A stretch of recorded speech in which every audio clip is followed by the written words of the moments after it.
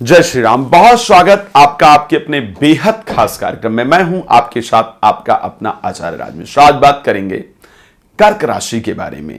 मई का माह किस प्रकार व्यतीत होगा मेरे कर्क राशि के प्यारे जातक जातिका। इतना सॉफ्ट दिल, इतना नर्म दिल शायद मैंने किसी का बहुत कम देखा है, इसीलिए मेरी पसंदीदा राशियों में से एक है कर्क राशि। मेरा विशेष रिसर्च रहा है इस बार कर्क राशि के ऊपर कि आपके बारे में जाना जाए, आपके जीवन के बारे में जाना जाए, आपको बहुत कुछ बताया जाए। जो कुछ बताने जा रहा हूं ना, यह आपके लिए बहुत यूनिक है। आपने शायद किसी राशि में ऐसा सुना नहीं होगा।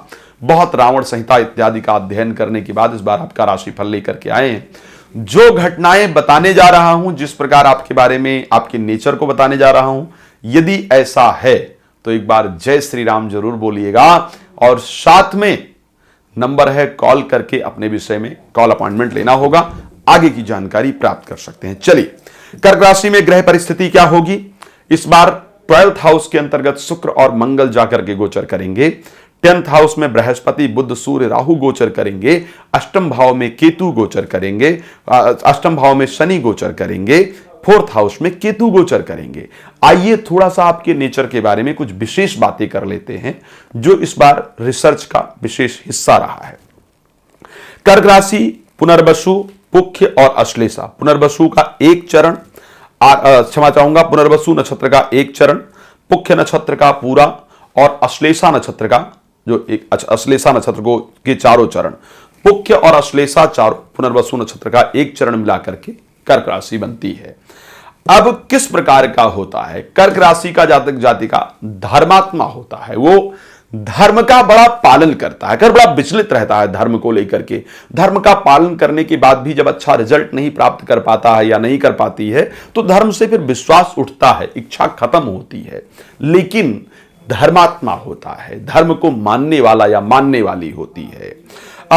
और क्या चीज, गुरु भक्त होता है, यानी जिससे कुछ भी सीखा है आपने, आपका जो नेचर है, आपने किसी से कुछ भी सीखा है तो आप उसको, ये नहीं कि आपने सीख लिया आप उसको भूल नहीं जाते हैं या भूल नहीं जाती हैं।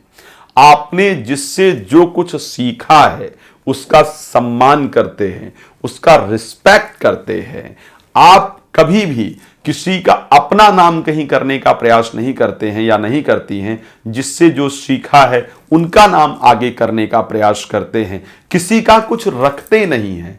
सदैव जो भी सामने वाले ने दिया है उसको वापस करने पर हमेशा भरोसा करते हैं। ये एक बड़ा अच्छा नेचर है, लेकिन जल्दी रो देते हैं, ये थोड़ा खराब है, इस पर ध्यान देना चाहिए।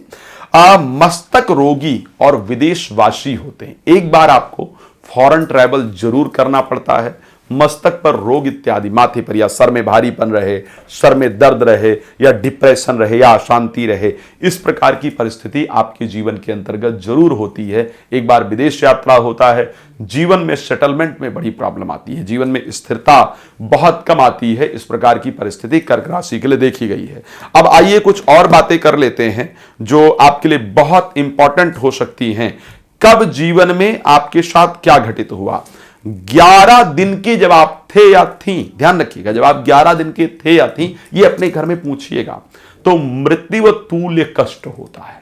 ऐसा कुछ हो जाए स्वास्थ्य में जो मृत्यु तुल्य भय उत्पन्न करता है। 9 मास में भी जब आप होते हैं या होती हैं तो आपको कष्ट उत्पन्न होता है। जब आप 1 वर्ष के होते हैं तो आपके शरीर में रोग उत्पन्न होता है।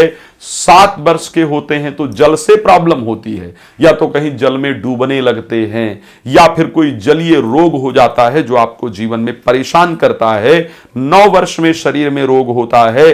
12 वर्ष में जलीय रोग मींस या तो कफ प्रॉब्लम हो गई या सीने में कोई, चेस्ट में बहुत प्रॉब्लम हो गई, फेफड़े संबंधित जो जलीय रोग हैं वो उत्पन्न होते हैं। 16 वर्ष में शरीर में रोग होता है। 20 वर्ष में आपको लोहे से चोट लगता है।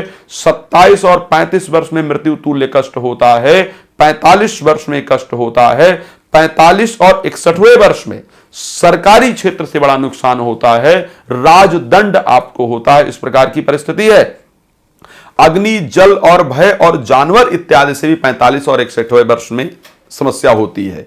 इन समय में अगर बच जाते हैं और चंद्रमा यदि आपके जीवन में शुभ होता है तो 70 वर्ष 5 मास और 3 दिन आप जीवन को जीते हैं। ये सब अगर आपके लिए सही है तो फिर आगे की जानकारी आप मेरे साथ प्राप्त कर सकते हैं, मेरे साथ कनेक्ट हो सकते हैं। चलिए, लंबा समय नहीं लेंगे, वैसे भी लंबा समय हो ही गया है। बात करेंगे कि किस प्रकार आपके लिए मई का महीना व्यतीत होगा। तो साहब, मई के महीने में कर्क राशि के लिए जो विशेष रूप से परिस्थिति मुझे नजर आ रही है, एक तो प्रोफेशनल लाइफ में कुछ बड़ा बदलाव होने जा रहा है। ध्यान रखिएगा, प्रोफेशनल लाइफ में बड़ा बदलाव होने जा रहा है। मई महीने के अंतर्गत आर्थिक परिस्थिति, पूरे मई की मैं बात कर रहा हूं, धन आएगा बाद में, लेकिन उसके निकलने का रास्ता जो है वो पहले बन जाएगा। तो अर्थ को रोकने में, अर्थ के ज्यादा खर्च होने के कारण आप मई महीने में विशेष रूप से परेशान रहने वाले हैं। बट एजुकेशन के लिए विदेश यात्रा का सुंदर योग बन रहा है। कार्य क्षेत्र में हुए बदलाव से आपका मन प्रसन्न रहेगा, भाग्य का सहयोग मिलेगा। मई महीने में कुछ नई रिस्पॉन्सिबिलिटी आपको ऑफिस के अंतर्गत, आपके प्रोफेशनल लाइफ के अंतर्गत जरूर मिलेंगी। व्यापार को और बढ़ाने का, एक्सटेंड करने का जो समय है वो आपको मई महीने में जरूर प्राप्त होगा।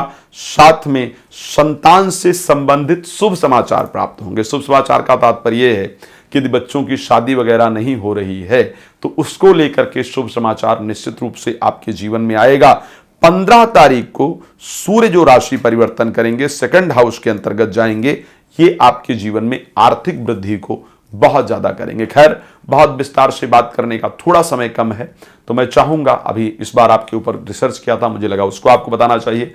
रात को 9 बजे, दोपहर को 12 बजे मैं डेली लाइव आता हूं, तो आप इस समय पर मेरे साथ लाइव जुड़ सकते हैं। आगे पीछे कोई जानकारी प्राप्त करना चाहते हैं तो कॉल अपॉइंटमेंट लेकर के मेरे साथ कनेक्ट हो सकते हैं। बहुत धन्यवाद आपका जुड़ने के लिए। जय श्री राम।